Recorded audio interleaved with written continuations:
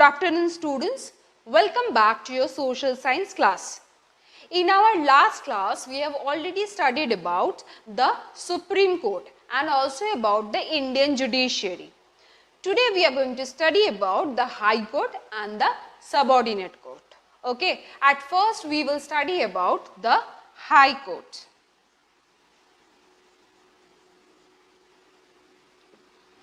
Now, see students, in India, for 28 states and for 9 union territories, we have 21 high courts. How many high courts do we have? 21 high courts.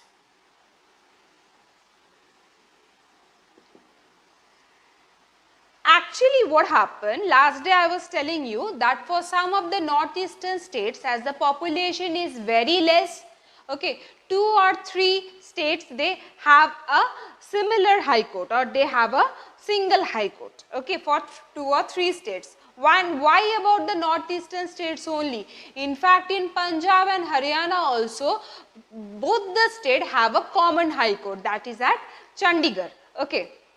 Now see students, High Court deals with cases only that falls only within its own territory, okay, or that falls only within its own state, okay. Now, how are the judges of the High Court appointed? Now, the High Court have a Chief Justice. The Chief Justice of High Court is appointed by the President after consulting with the Chief Justice of the Supreme Court, okay. And what about the other judges of the High Court? The other judges of the High Court are also appointed by the President of India in consultation of the Chief Justice of High Court, okay. Next, what are the qualifications required for becoming a judge of High Court? For becoming a judge of a High Court, a person should be a citizen of India. That is the first criteria or the first qualification. Second is, he can also be or he may also be an advocate of the High Court for around 10 years. Okay. Not only that, he can also be a writer in the field of law, or he can also be a distinguished jurist. Then only the President appoints him as a judge of High Court. Okay.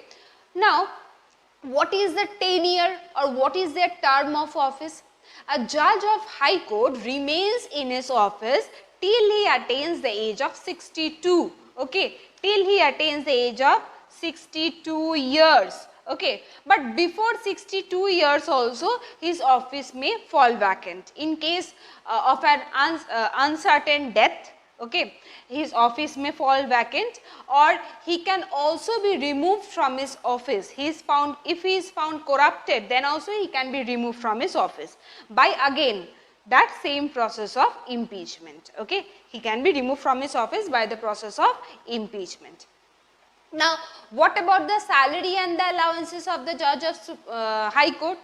The salary and allowances of the judges of High Court may keep on changing from time to time. It may change, it may be it is actually decided by the Parliament and it keeps on changing from time to time. But always remember children that the salary and the allowances of the judges of High Court also are always charged from the Consolidated Fund of India. Okay.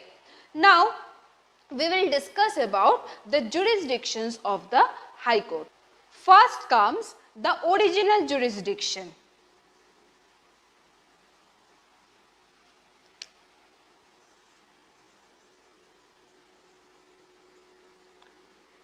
So, what about the original jurisdictions of the High Court?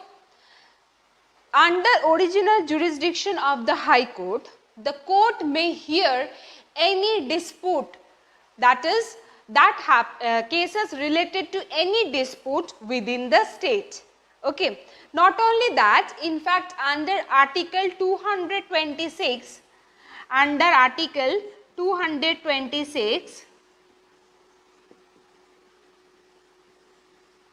the High Court can also issue writs, okay. In case of violation of fundamental right, the High Court can also issue writs. to protect the fundamental right of any person. Okay. Next comes the appellate jurisdiction. What comes next? Appellate jurisdiction.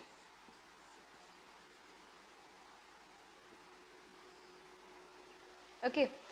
Now, in case of appellate jurisdiction, the High Court may accept the cases related to both civil case and criminal case. Okay.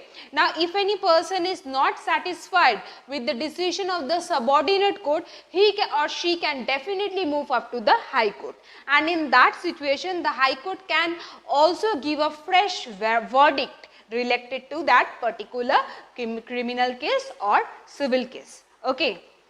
Now, so these are the original and the appellate jurisdiction. Next we will discuss about the advisory jurisdiction.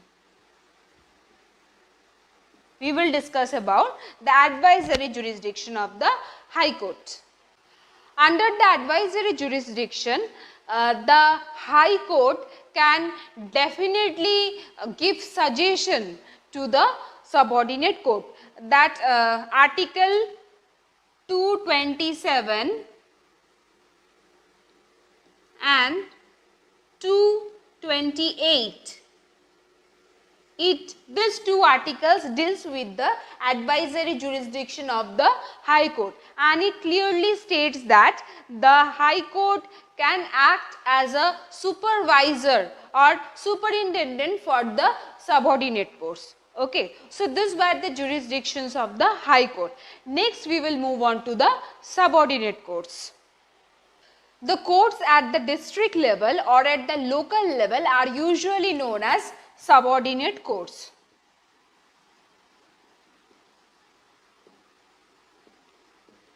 They are known as subordinate courts. Okay. Now, the subordinate courts or the district courts can be of various type. Okay. But in your book you have only revenue court, Nyay Panchayat and the Lok Adalat. Okay. At first we will study about the revenue court.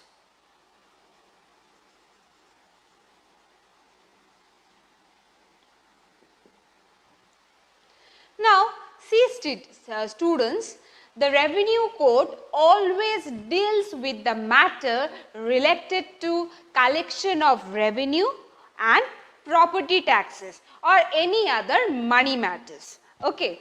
Now, what are the different types of revenue court? The different types of revenue courts are the Board of Revenue,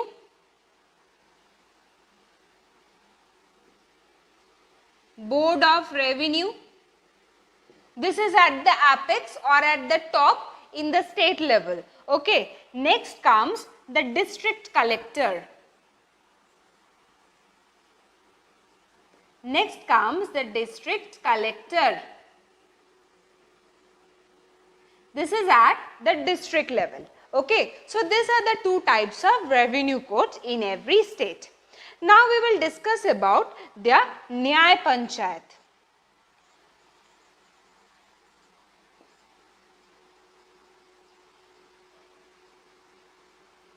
Okay. Now, Nyay Panchayat exercises with the jurisdictions basically at the village level. Okay. They deals with petty cases related to both the criminal as well as civil cases. Okay. Now, if somebody is not satisfied with the judges of the with the decision of the Nyay Panchayat, they may definitely move on to the higher court. Okay. Now, next comes your Lok Adalat. See students, the Lok Adalat was set up in India for the first time in the year 1985, and it is believed that this Lok Adalat it provides cheap and speedy justice to the people of India. Okay. Now, this Lok Adalat was set up in the year 1985, and the date first met at New Delhi. In a single day, the Lok Adalat solved around 150 cases. Okay. And usually this Lok Adalat, it gives its verdict on the spot itself. Okay. It is headed by the retired judges, and for pleading to the for pleading to the Lok Adalat, you don't have to hire an advocate. You can directly go to the Lok Adalat and you can definitely file your case. Okay. Now, this decision of the Lok Adalats cannot be challenged in any other court. The decision or the whatever verdict has been given by the Lok Adalat, it cannot be challenged in any other court. And the jurisdiction and the working of the Lok Adalat is faster than any other courts in India. Okay.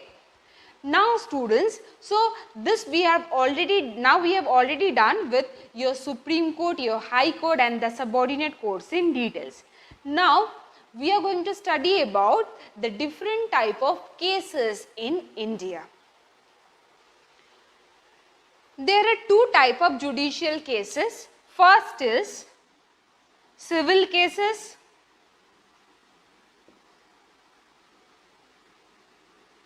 Second is criminal cases.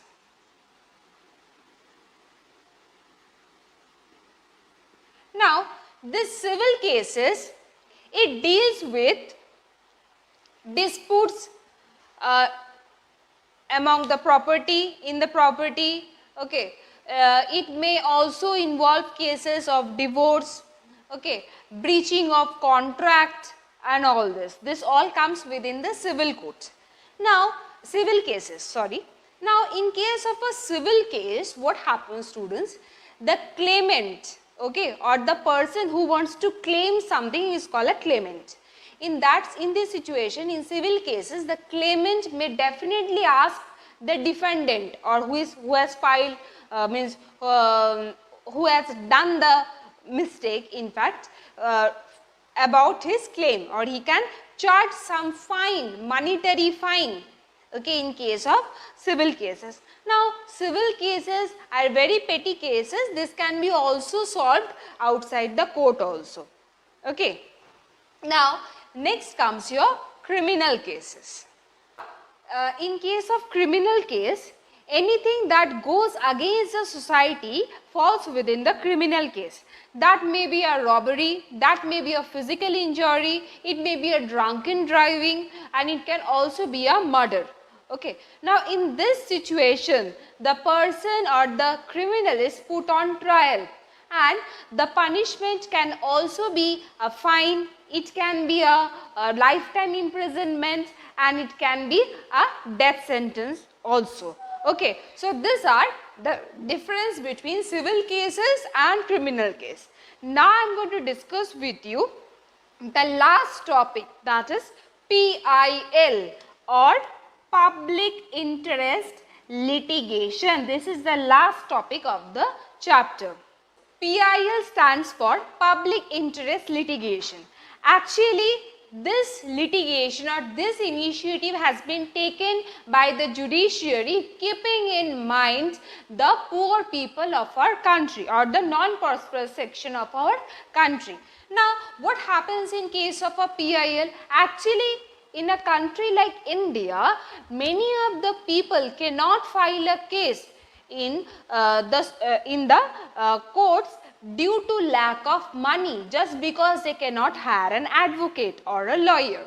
Okay. So, and violation of fundamental rights for the poor people is a common issue in country like India.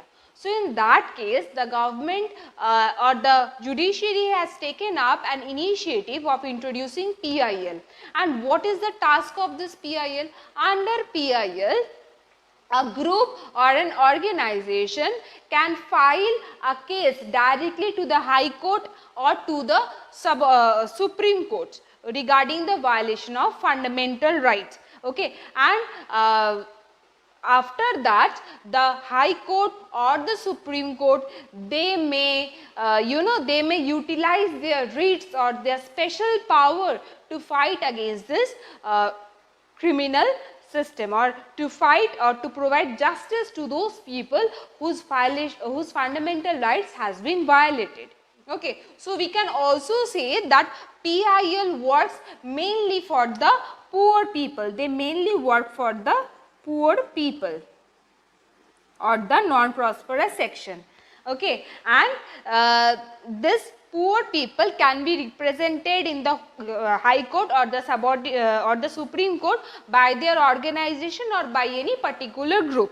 Okay, and in that case the High Court or the Supreme Court looks into the matter and they solve the cases related to the violation of fundamental rights. Okay, so that is the end of your chapter, and thank you.